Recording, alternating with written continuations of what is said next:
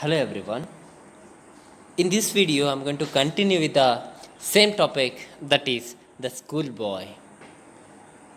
In the beginning, as we have seen, the boy was very happy, and in the second stanza, he speaks about how he felt when he was compelled to go to school. When he had freedom, that boy was completely free and he was happy and he was enjoying the nature.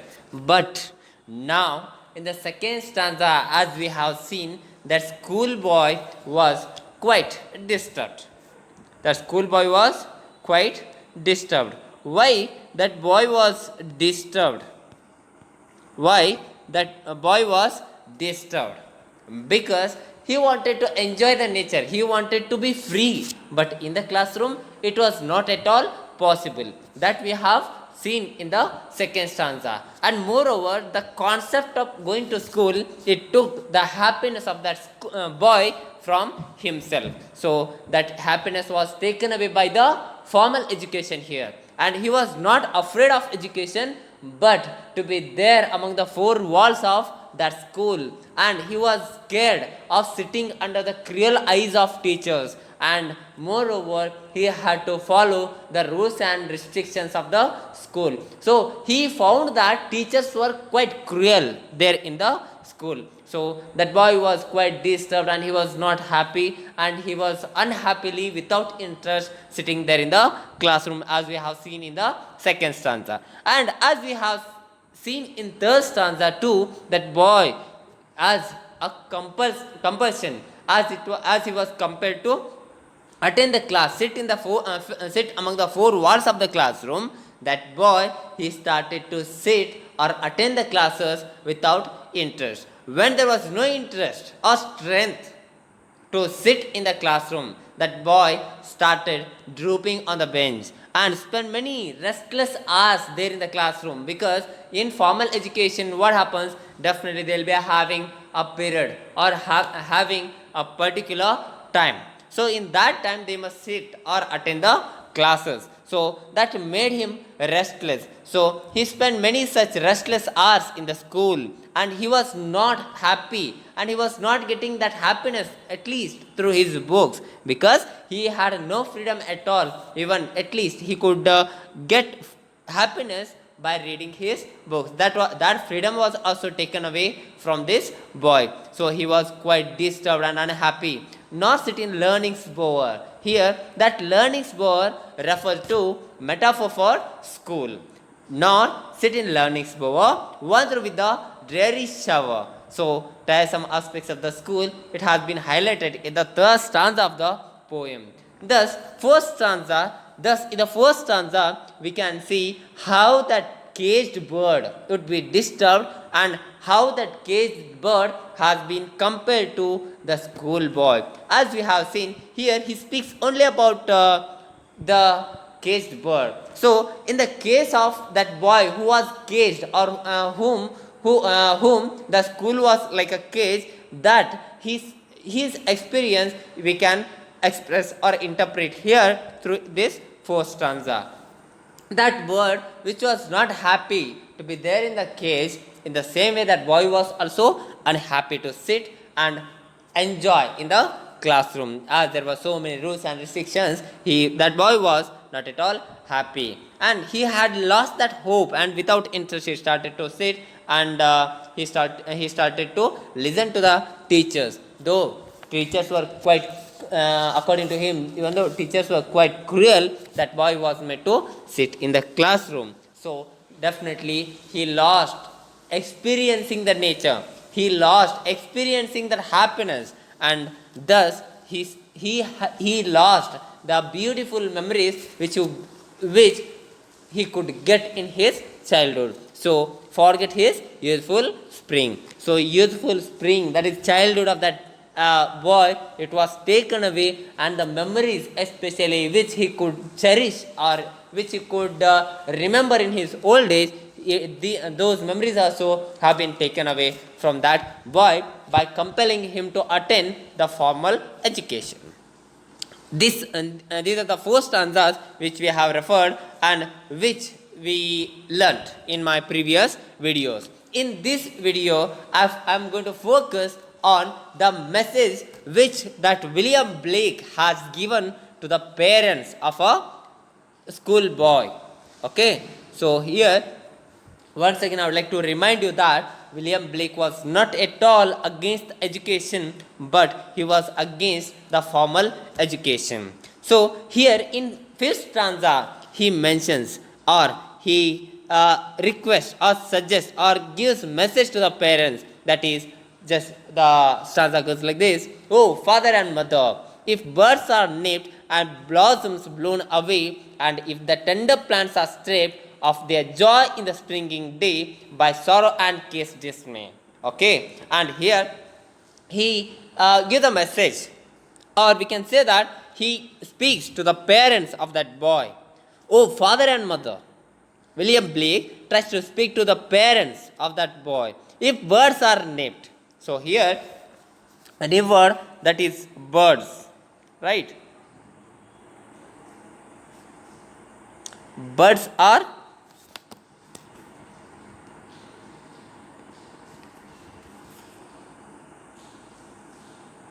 birds, right? So these birds, okay, growth on a plant or which develops into flower, a part, okay, birds, if that birds are nipped and blossoms blown away. So see there, every plant will be having birds and blossoms. So we have to nurture that plant to get good fruit here, right? In reality, to get good fruit, we have to nurture, we have to take care of that plant properly. Then we can anticipate or expect good fruits from that plant. So he is conveying a message to the parents that if father and mother, if birds are named, if the boy or the children are disturbed in their early age or early stage of their life, and if the tender plants are stripped, if the tender plants are stripped, if we take that joy away from those boys or away from the children, definitely it would disturb their life itself, of their joy in the springing day, that is childhood, or it is time of potentiality, which we can say, by sorrow and case dismay. Yes, of course, every father and mother, they care for them, care for them, no doubt at all, but the same care, it creates fear, because they are being compelled to attend the formal education, and it is being compelled by father and mother. So William Blake, he speaks to the parents. He suggests the parents to nurture children in their early stage properly, and definitely the child is going to take care of itself, and that child is going to develop properly, no doubt at all. In that way, that boy is being compelled to attend the class, and he was restricted among the four walls of the school. So he speaks about the parents' role or parental role in the lives of kids or children. So here he gives he gives illustration about the plant. So the plant must be nurtured properly in its early stage, and especially we must think about springing days of that boy. To be happy throughout his life, that boy should enjoy his early life, and he must collect some memories for future, and they are like wealth for that child to remember and cherish in his future. Like that, the writer William Blake expresses in fifth stanza of the poem, that is the schoolboy. And in the last stanza, writer William Blake, he tries to conclude. He concludes here by writing a stanza. So the stanza goes like this: how shall the summer arise in joy, or the summer fruit appear? Or how shall we gather what griefs destroy, or bless the mellow year when the blast of winter appear? Right? See, here in fifth stanza, we have seen a plant. Okay, so in next stanza, he speaks about seasons again, that is springs, autumn, and summer, right? He has spoken, and now he is going to speak about winter, right? So here, that plant, the illustration of plant, why has he given, and what that plant refers to, it must be mentioned here. In the poem, the schoolboy plant refers to the image of the plant referred to, or the plant applies to the schoolboy's present and future. As we have seen, as I have told you, that the plant must be taken care properly in its early stage, right? In the same way, the image of the plant applies to the schoolboy's present and future, both, right? The young plant, like the young child, is tender and vulnerable, right? The young plant is like the young child that is tender and vulnerable. Of course, both should be taken care properly. The way it is treated at this early stage, it dictates the early stage of that boy or plant, it dictates its later capacity to bear fruit. A plant's early care, okay, the care in the early stage, that dictates the capacity to bear fruit. Just as food gathered in autumn is necessary to ensure survival through the winter, later capacity to bear fruit, just as food gathered in autumn is necessary to ensure survival through the winter. It means that every child, it must be taken care properly in its early stage. And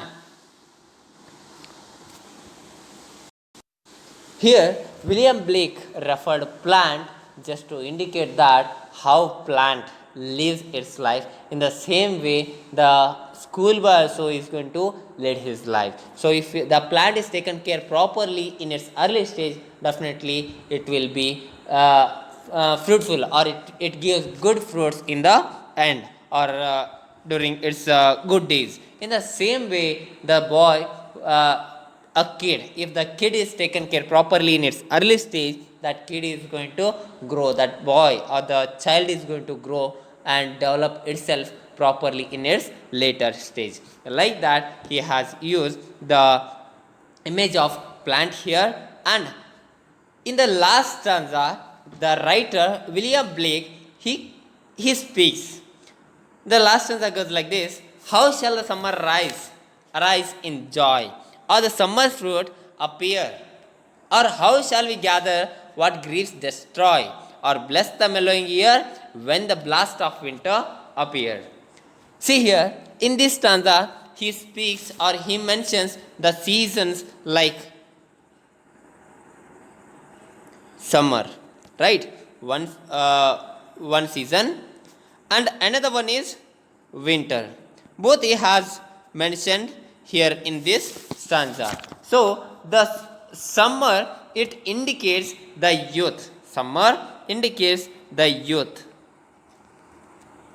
and winter refers to old age of that boy or child, old age, right? So old age. So these are the two seasons which the writer has used here in the last stanza. So how shall the summer arise in joy? How shall the youthful days arise in that boy's life, or the summer's fruit appear, or the youth, or that boy's youthful days, how it can be fruitful if the child is not taken properly in its early stage? Like that, the writer questions. Or how shall we gather what grief destroy? And how shall we gather, or grief destroy? It means that the deep sorrow of that boy, or bless the mellowing year ahead. And that mellowing year, upcoming years, how can it be blessed if the child is not taken care properly, or in its early stage, or in its youthful days? Or bless the mellowing year. Mellowing year means coming year or old age. When the blast of winter appear, that is old age, right? In the old age, that boy definitely he'll not be happy if he has no good memories or something to cherish, right? So definitely he'll be disturbed in his old age. So he speaks about three seasons, that is spring, summer and winter. And here the season of spring, it refers to childhood, whereas summer refers to youth and the season winter refers to old age. Like this, the writer he tries to mention, or he tries to compare the lifespan of human being with seasons too. So here William Blake he speaks, or he mentions or projects the life of a schoolboy and how the formal education affects the boy, because that boy is not going to get that happy moment which he experienced in the early stage of his life, that too before joining the school, because this freedom would be taken away from the children in the formal education. So William Blake is completely against this formal education, but not at all against the education. So here we must know what is important in formal education and what is not important. And moreover, we must be able to compare the formal education as well as informal education. Here, as you all know, in the formal education, you are made to sit quiet and you don't have any option. You have to sit before the teachers. And definitely in a school, there will be rules and restrictions, and you must follow those rules and restrictions. So the same rules and restrictions, they are imposed on you and you must follow them. It is a kind of restriction or subjection to the children or students of an institution. If they are free, they could do something, and through their experience they can learn, right? So that is concept of William Blake here. So the William Blake he supports or appreciates that informal education but not formal education. The experiences which he get outside, okay, experience which the child gets outside, those experiences make that boy or child so strong to lead his life, and he'll be getting good memories to remember in his old days, or we can say that he'll be having the wealth of memories to cherish in the old age. So thus William Blake he focuses on the experiences of the schoolboy in school, and especially the how it affects his attitude, his mental set, and completely how it takes his freedom away, and how it disturbs his power of imagination and creativity. All these aspects are included in the poem. So thus I am going to conclude this poem here, and in my next class I'll be dealing with another video. Thank you.